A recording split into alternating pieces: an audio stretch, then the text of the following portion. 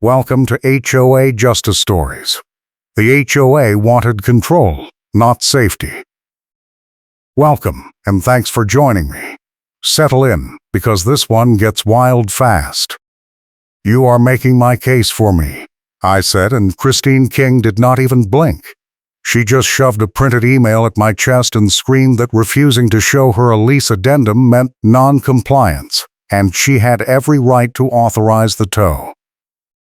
The tow truck was already backing into my driveway, amber lights strobing across my front windows, and the driver had the wheel lift halfway under my rear axle.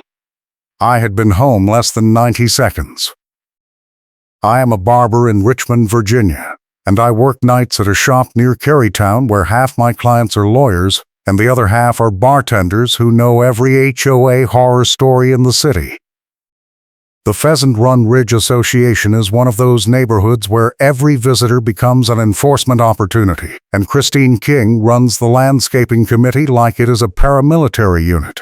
She has a handheld radio for calling compliance like it is dispatch, and she uses it constantly. I had heard her on that radio twice in my first week here, barking about mulch violations and unapproved shrubs. The trigger was simple. I parked my own car in my own driveway during a work shift when I could not move it, and Christine decided that counted as guest parking because I had not updated my vehicle registration with the HOA within 14 days of moving in. She threatened to tow my car while I was cutting hair and could not leave. My license depends on staying out of legal trouble, and she knew that.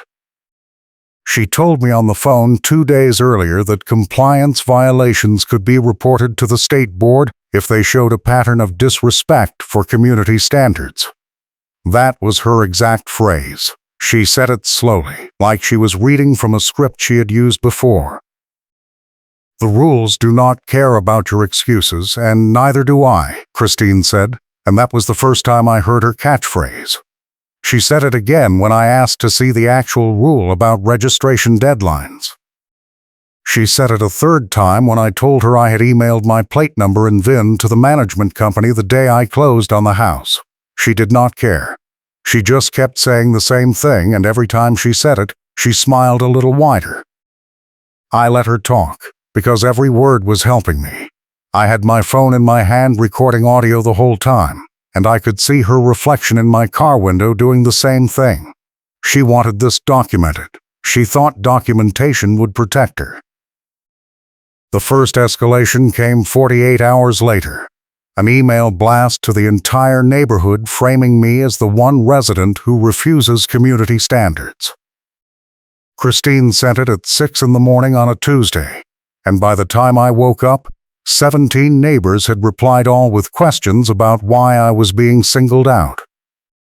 Christine replied to every single one with a paragraph about the importance of vehicle compliance and the need to support the board in enforcement actions. She CC'd the HOA attorney on every reply. She was building a file. I called the management company and got a voicemail. I called the HOA attorney and got a receptionist who said he would return my call within 2 business days. I called the tow company directly, and the dispatcher told me the authorization was valid and came from an HOA board member, so they were proceeding. I asked for a copy of the authorization, and she said I could request it at the tow yard after the vehicle was impounded. That was when I knew Christine was not bluffing. The second tow attempt happened the next afternoon while I was at the shop. I got a text from my neighbor across the street, a guy named Marcus who walks his dog past my house every evening, and had seen Christine measuring my driveway setback with a tape measure the week before. Marcus sent me a photo. Christine standing next to a different tow truck pointing at my car, the driver holding a clipboard. The photo was time-stamped 3:47 p.m. I was mid-haircut and could not leave. I texted Marcus back and asked him to film everything. He said he already was. He sent me a second photo 10 seconds later, Christine holding up a magnetic tow authorization placard, the kind tow companies use to show they have permission. The placard had the HOA logo printed on it. But no case number, no violation date, nothing specific, just the logo and the word authorized. That placard became a signature detail. Christine flashed it every time she wanted to intimidate someone into compliance. I saw her use it twice more that week. Once when she told a contractor his truck was illegally parked in a guest spot, and once when she cornered a teenager whose skateboard was on the sidewalk and told him the board could authorize a citation for recreational equipment violations. The placard made her feel official, like she was wearing a badge. Marcus told me the tow driver looked uncomfortable and kept checking his phone. Christine was talking non-stop, pointing at my car, at the driveway, at the street. The driver finally shook his head and got back in his truck. Christine screamed at him through the window. Marcus got that on video too. The driver left without hooking up my car, and Christine stood in the street yelling about breach of contract until he turned the corner. I called a friend who works as a journalist at the Richmond Times-Dispatch, a guy named Alex who covers local government and has written about HOA abuse cases before. I explained the situation and asked him what proof actually matters in a towing dispute.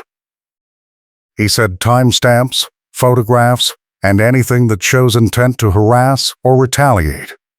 He also said that if the HOA was ignoring my proof and demanding the same thing again in a new format, that was a pattern, and patterns are what attorneys care about. Alex asked me if I had security camera footage. I did.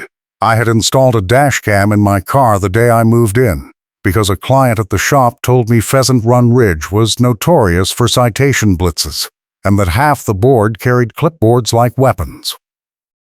The dashcam recorded continuously whenever the car was parked, and it time-stamped everything.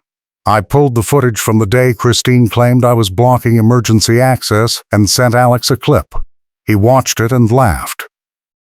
He said Christine was not even in the frame when she claimed to have observed the violation, and the timestamp proved my car had been in the same spot for 16 hours, with no emergency vehicles anywhere near it. That clip became my evidence anchor. I saved 3 copies, one on my phone, one on a thumb drive, one uploaded to a cloud account Alex helped me set up. I did not tell Christine I had it. I just let her keep escalating. The side complication hit the next morning. Christine told the tow vendor my car was blocking emergency access when it was not. She filed a formal complaint with the fire marshal claiming my driveway placement violated setback rules and created a hazard. The fire marshal came out, measured everything, took photos, and left.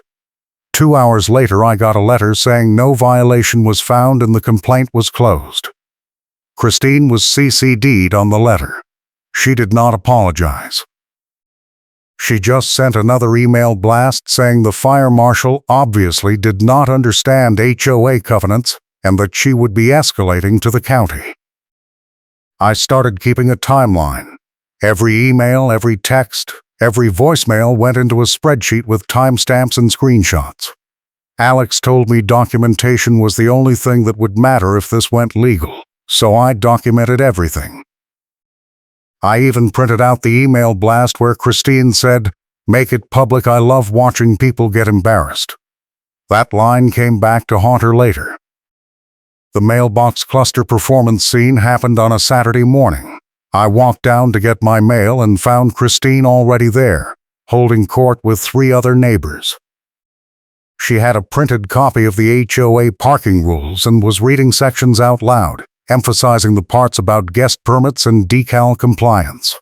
When she saw me, she raised her voice and started recruiting complaints like it was a campaign rally. She asked the neighbors if they had seen unauthorized vehicles in my driveway, if they had noticed my failure to display a current decal, if they were concerned about property values. One neighbor, an older guy named Ron who lives 2 doors down, told Christine he had never seen any problem with my parking, and that maybe she should focus on the potholes near the entrance instead. Christine ignored him and kept reading from the printout. Another neighbor, a woman named Lisa who had brought her toddler to the mailboxes, said she did not want to get involved and walked away. Christine called after her that silence was complicity and that the board needed community support to enforce standards. I did not say anything. I just stood there with my mail and watched Christine perform. She was so focused on her audience that she did not notice Marcus walking his dog on the far side of the cluster, filming everything on his phone. Marcus had become my unofficial witness, and he was good at staying out of frame while capturing every word. Christine finally turned to me and said, "You are going to comply or you are going to pay." Those were her exact words. Then she held up the magnetic tow authorization placard again, waved it in my face, and said the board had already approved a third tow attempt, and this time there would be no warning. She said the tow truck was on standby and could be dispatched within 30 minutes of a verified violation. I asked Christine what violation she was verifying. She said my vehicle registration was still not on file with the management company, and that constituted non-compliance. I told her I had submitted it twice, once by email and once by certified mail, and that I had tracking confirmation for both. She said the management company had no record of receiving anything, and that the burden of proof was on me. I pulled out my phone and showed her the email receipt with the timestamp. She glanced at it and said digital records could be altered, and she needed a notarized affidavit. That was when I knew she was just making things up as she went. Alex had warned me this might happen. An HOA board member with no legal training inventing procedural requirements that do not exist in the covenants. I asked Christine to show me where the covenants required a notarized affidavit for vehicle registration. She said it was in the Enforcement Guidelines Appendix. I asked to see the appendix. She said it was only available to board members. I asked if that was legal. She said the rules do not care about your excuses, and neither do I, and then she walked away. Ron caught up with me on the way back to my house and said Christine had been doing this to people for 2 years and that nobody had fought back because the legal fees were not worth it for a $50 fine. He said the last person who challenged her ended up settling and moving out 6 months later. He also said Christine had a history of targeting new residents during their first year because they did not know the covenants well enough to argue, and the board could rack up compliance fees before anyone pushed back. The twist came 3 days later. I got a call from the management company, finally returning my voicemail from a week earlier. The rep told me they had my vehicle registration on file and had received it the same day I moved in. She said there was no compliance issue and she did not know why Christine was claiming otherwise. I asked her to email me confirmation of that. She said she would, but she also said something that made my blood pressure spike. Christine had called the management company that morning and told them to disregard my registration because she had proof it was submitted for the wrong vehicle. I asked what proof. The rep said Christine had sent a photo of a license plate that did not match my registration. I asked to see the photo. The rep said she could not share it without board approval, but she could tell me it was taken 2 weeks ago in my driveway and showed a plate number ending in a different digit than the one I had registered.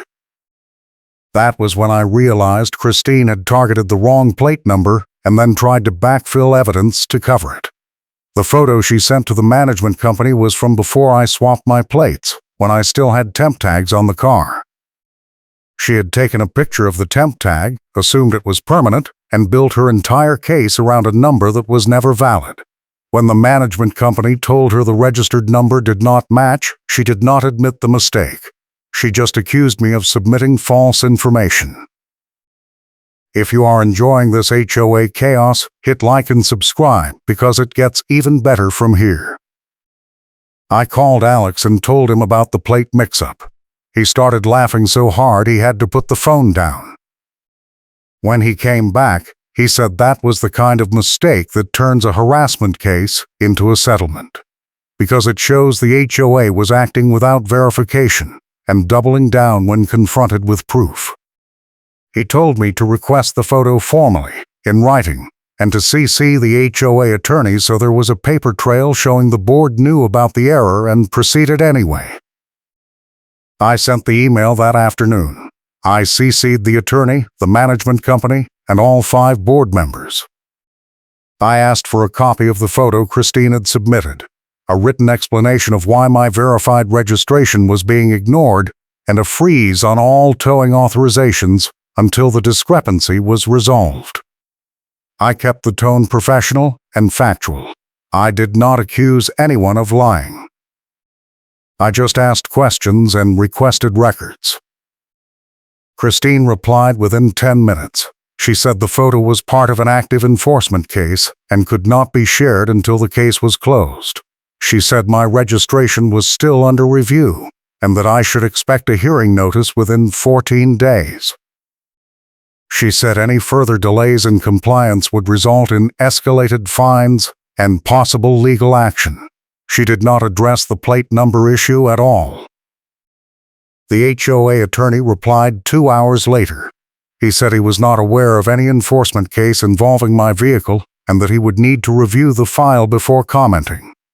He asked Christine to forward all related documentation to his office by end of business the next day. He did not CC Christine on that email. He sent it only to me and the management company rep. That was the first crack in Christine's armor. The attorney was distancing himself, and Christine was trying to control the narrative without his support. I could feel the power dynamic starting to shift. The gas station ambush happened the next evening. I stopped to fill up on my way home from the shop and Christine pulled in behind me, blocking my car at the pump. She got out with her handheld radio in one hand and a manila folder in the other and walked straight up to me. She said we needed to talk about my attitude and my refusal to follow simple instructions. I said I was happy to talk after I finished pumping gas. She said no, we were talking now, and she opened the folder. Inside were printed screenshots of my emails, highlighted in yellow with handwritten notes in the margins. She had annotated every sentence, underlining phrases like request for records and freeze on towing authorizations, and writing things like deflection tactic and refusal to comply. She held the folder open so I could see it, and she started reading her notes out loud, like she was presenting evidence at a trial. I let her talk for about 30 seconds, then I asked her a simple question. What date did you take the photo of the license plate you sent to the management company? She blinked. I asked again, slower, what was the date on the photo you used to claim my registration was wrong?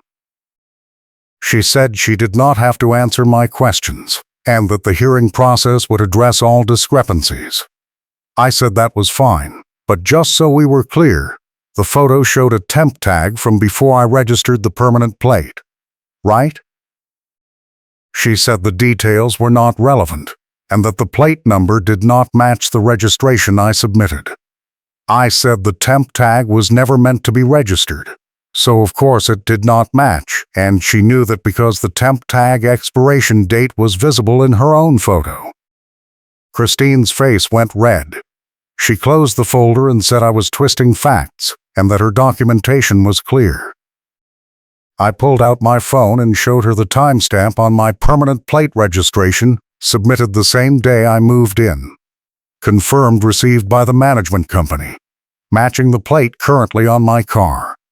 I asked her if she wanted to compare the timestamp on her photo to the timestamp on my registration. She said timestamps could be faked.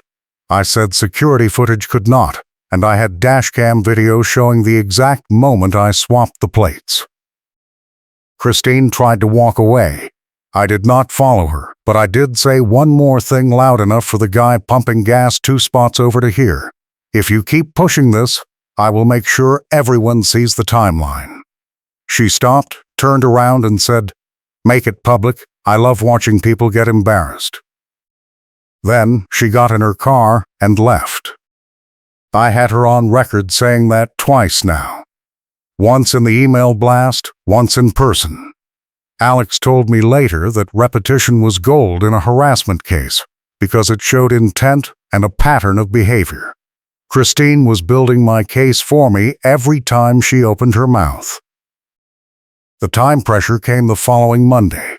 I got a voicemail from the tow company dispatcher saying they had received a new authorization and the truck was already en route to my address. The voicemail was time-stamped 11:03 a.m. I was at the shop with a client in the chair and could not leave. I called Marcus and asked him to go to my house and film whatever happened. He said he was already there. He had seen the tow truck pull onto my street and followed it. Marcus sent me a live video feed. The tow truck was backing into my driveway, the driver was out of the cab adjusting the wheel lift, and Christine was standing on the sidewalk with her radio and the magnetic authorization placard. The driver was hooking the chain under my rear axle, and Christine was talking into the radio, saying something about dispatch and compliance and final enforcement. I told my client I had an emergency and I would finish the cut for free later. I ran to my car and drove 15 minutes across town doing 70 in a 55. The whole time Marcus was sending me updates. Chain attached, wheel lift engaging. Driver asking Christine for the signed authorization form. Christine saying it was in the office and she would send it later. I pulled onto my street and saw the truck still in my driveway, the wheel lift engaged, my car tilted up with the rear wheels off the ground. The tow hook chain was pulled taut in the foreground, every link visible under tension. Christine was standing next to the driver, both of them facing away from me. I parked in the middle of the street, jumped out, and ran up the driveway yelling, "Stop, stop, stop." Christine turned around and smiled. The driver looked at me and said, "You need to talk to the HOA, I am just doing my job." I said I needed to see the signed authorization form before he moved my car one more inch.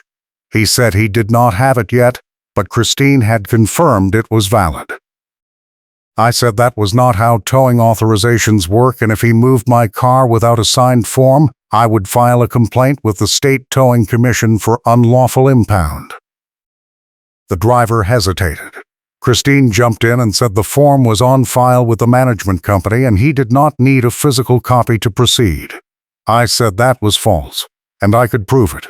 I pulled out my phone and called the management company on speaker. The rep answered and I asked her directly, "Do you have a signed towing authorization on file for my address today?" She said no. I asked if Christine had submitted one. She said Christine had called that morning asking for authorization, but the management company had declined because there was no verified violation. Christine's face went white. The driver looked at her and said, "You told me this was approved." She said it was approved by the board and the management company was just slow on paperwork. The driver said he was not moving the car without a signed form, and he was disconnecting the chain. Christine started yelling into her radio, calling for backup, calling for the board president, calling for anyone. I told the driver I appreciated his professionalism and I would not hold him responsible for the confusion. He nodded, disengaged the wheel lift, and started unhooking the chain. Christine screamed that he was in breach of contract and the HOA would sue. The driver got in his truck and left. Christine stood in my driveway shaking, her radio still in her hand. That was the moment I knew I had her. She had lied to a tow vendor, lied to me, lied to the management company, and done it all on camera with witnesses.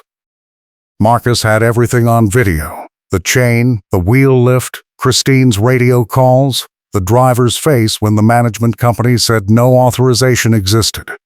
It was perfect. I did not say anything to Christine. I just walked into my house and closed the door. She stayed in my driveway for another 5 minutes yelling at nobody, then got in her car and left. Marcus sent me the full video file 20 minutes later with a note. "This is the one." I called Alex and told him what happened. He said I needed to file a formal complaint with the HOA board, CC the attorney, and demand an emergency meeting. He also said I should send a copy of the video to the towing company and asked them to investigate Christine's fraudulent authorization claim. He said towing companies do not like being used for personal vendettas because it opens them up to liability, and if I could get the company to confirm Christine had misrepresented the authorization, that would be devastating in any legal proceeding.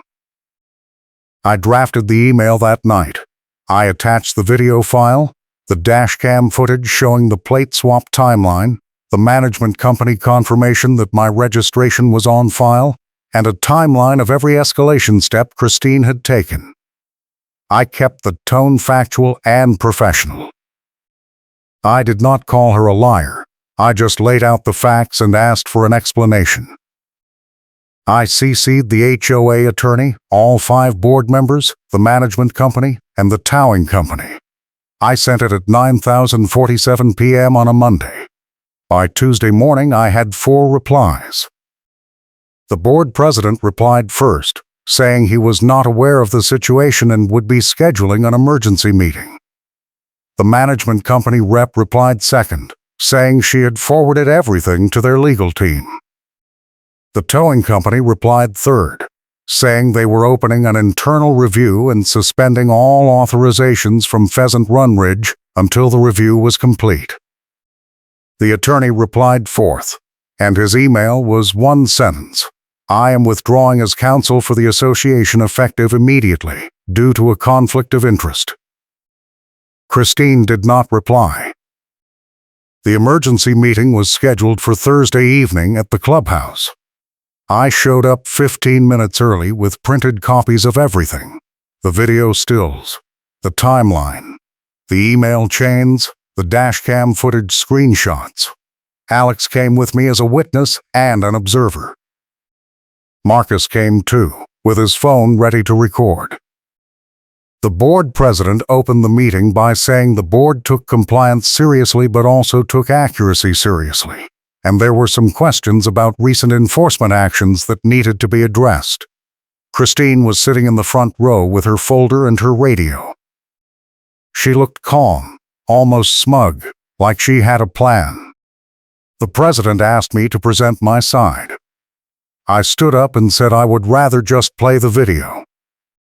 I connected my phone to the clubhouse TV and played Marcus's footage from start to finish: the tow truck, the wheel lift, the chain, Christine's radio calls, the driver asking for the authorization, Christine saying it was in the office, the management company rep saying no authorization existed, the driver disconnecting and leaving. The room was silent. Christine stood up and said the video was taken out of context, and that I had refused to comply with multiple warnings, and the board had every right to enforce parking rules. I said that was fine, but could she show the signed authorization form she told the driver she had? She said it was in her files at home. I said the management company confirmed no authorization was ever submitted. She said the management company was mistaken. I pulled out my phone and played the second clip, the dashcam footage showing the plate swap, with timestamps matching my registration submission. I said this proves the plate you photographed was a temp tag that expired before I registered the permanent plate, and you knew that because the expiration date was visible in your own photo. Can you explain why you told the management company my registration was fraudulent when the plate in your photo was never meant to be registered? Christine said nothing. The board president asked her directly, Christine, did you submit a photo of an expired temp tag and claim it was proof of a registration violation? She said the details were complicated and the enforcement process allowed for discretion. The president said that was not an answer, and he needed a yes or no. Christine sat down and opened her folder. She pulled out a printed screenshot and held it up. She said, "This is proof that he lied to the management company." The screenshot showed an email I had sent, but the timestamp was wrong. I looked closer and realized she had altered the image. The timestamp in her screenshot showed a date 2 weeks after I actually sent the email. It was photoshopped, and badly. I did not even have to say anything. The board president took the screenshot from Christine, looked at it, and said, "This timestamp does not match the metadata on the original email." Christine said metadata could be altered. The president said, "So can screenshots, and this one looks altered. Did you edit this?" Christine said she had a vendor adjust the clarity for printing. The president asked what vendor. She said she did not remember the name. He asked if she had the original file. She said it was on her home computer. He said the meeting was over and the board would be conducting a formal investigation into enforcement procedures, and Christine was suspended from all committee activities until the investigation was complete. Christine stood up and said the board had no authority to suspend her without a vote. The president said he was calling an executive session and the vote would happen tonight. Christine said that was illegal. The president said, "We will let the new attorney decide that," and asked her to leave the room. Christine grabbed her folder and her radio and walked out. The door slammed behind her. The room stayed silent for about 10 seconds, then one of the other board members said, "How long has she been doing this?" The investigation took 3 weeks. During that time, I got a call from the towing company asking if I wanted to file a formal complaint against Christine for fraudulent authorization. I said yes. They said their internal review found that Christine had called them 4 times in 2 weeks, claiming violations that did not exist, and they were terminating their contract with Pheasant Run Ridge effective immediately.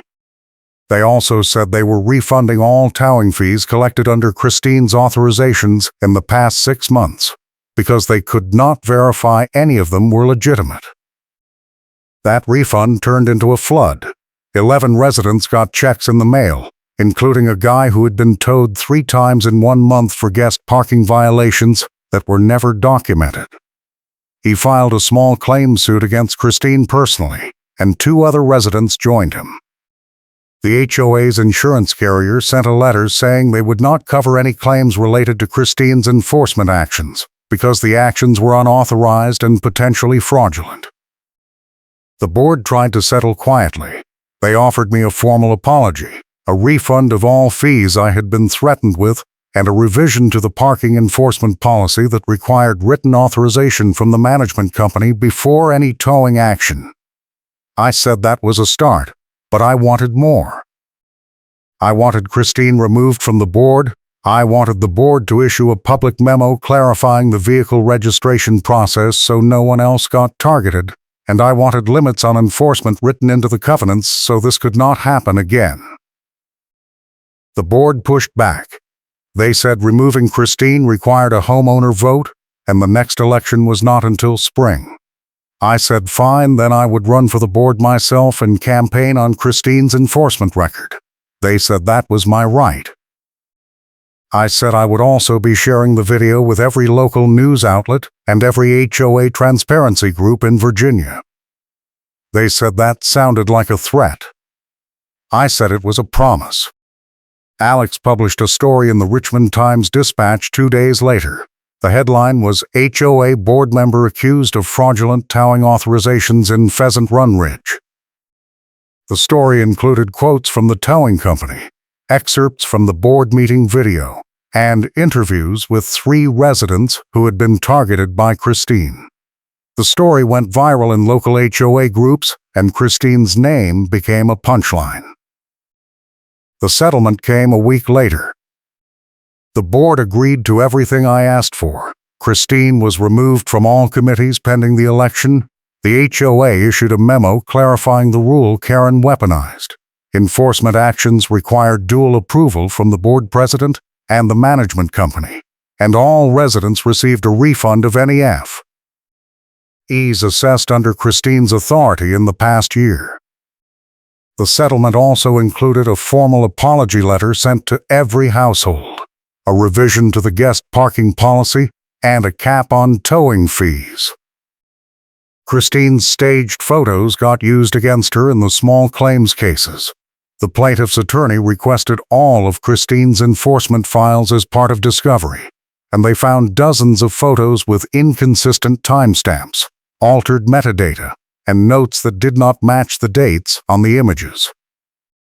The attorney filed an amended complaint adding fraud and intentional infliction of emotional distress. Christine settled all 3 cases out of court for undisclosed amounts. The funny karma moment came during the settlement negotiations. Christine demanded proof that the board had the authority to suspend her, and I handed out copies of the section of the covenants she had been quoting at me for weeks. The enforcement authority clause that gave the board discretion to suspend any member for conduct detrimental to the community. She had used that clause to justify her harassment campaign, and now it was being used to remove her. She read it twice, then put it down and said nothing. The HOA issued a memo clarifying the vehicle registration rule Christine had weaponized. The memo explained that registration was optional, not mandatory, and that compliance was verified through the management company, not individual board members. The memo also clarified that temp tags were not violations, and that residents had 30 days after move-in to update their information with no penalties. Christine's entire enforcement framework was dismantled in 2 pages. Christine did not run for re-election. She stopped coming to board meetings, stopped carrying the radio, stopped flashing the magnetic authorization placard. I saw her once at the mailbox cluster a month after the settlement, and she looked right through me like I did not exist. Marcus said she had listed her house for sale. It sold in 3 weeks. The new attorney the board hired was a land use specialist who had worked on HOA abuse cases before. Her first act was to audit every enforcement action from the past 2 years and issue corrective notices to anyone who had been cited under unclear or inconsistent policies. 17 residents got refund checks. The board revised the parking rules, the landscaping rules, and the architectural review process to require written notices with appeals timelines. The changes passed by unanimous vote. I kept working at the shop, cutting hair and hearing stories. My clients loved the HOA saga. One of them, a county prosecutor, said he had seen the Times-Dispatch story and had been following the case. He said Christine was lucky she settled before criminal charges were considered, because filing false reports to a towing company could have been prosecuted as fraud. He also said I had done the neighborhood a favor by standing up, because most people just paid and moved on. The tow truck driver who almost hooked my car that day came into the shop 6 months later for a haircut. He recognized me immediately and apologized. He said he had no idea Christine was running a scam and that the company had fired 2 dispatchers for not verifying authorizations properly. He said the company was now requiring photo proof and signed forms for every HOA tow, and they had implemented a callback system to confirm with the management company before hooking any vehicle. He said my case had changed their entire protocol. Marcus still walks his dog past my house every evening. He waves, I wave back. We do not talk about Christine anymore. We do not need to. The magnetic tow authorization placard disappeared from circulation. Nobody on the board carries one anymore. The new enforcement policy requires a written notice delivered by certified mail with a 10-day response window before any towing action can be authorized. The policy also requires the board to photograph the alleged violation, log the date and time, and provide a copy of the photo to the homeowner within 24 hours. Christine's freelance enforcement days are over, and the policy makes sure they stay over. I framed the settlement agreement and hung it in my garage, right next to the dashcam that recorded everything. It is a reminder that documentation wins, that patience pays off, and that sometimes the best revenge is just letting someone talk long enough to incriminate themselves. The neighborhood is quieter now. The board meetings are boring in the best way. Nobody fights about parking. Nobody threatens towing. The rules are clear. The enforcement is transparent, and the residents actually trust the process. It is what an HOA is supposed to be. Christine moved to a condo development an hour away. somewhere with no HOA and no rules. I heard she loves it. I am happy for her. She is someone else's problem now. The settlement that included refunds and limits on enforcement changed the culture of Pheasant Run Ridge. Residents started showing up to meetings. The board started listening. The management company started verifying violations before acting. The whole system got better because one person decided not to back down when the rules were weaponized. I still cut hair in Carytown. I still park in my own driveway. I still carry my spare keys on a carabiner. And I still check my dashcam footage every week, just in case.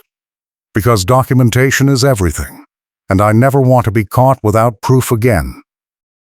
The tow hook chain that was pulled taut that afternoon is still etched in my memory. The sound of the hydraulics, the tension in the metal, the look on Christine's face when the driver disconnected and drove away. That chain was the turning point, the moment when her whole scam unraveled in real time. Every link mattered. Every second mattered.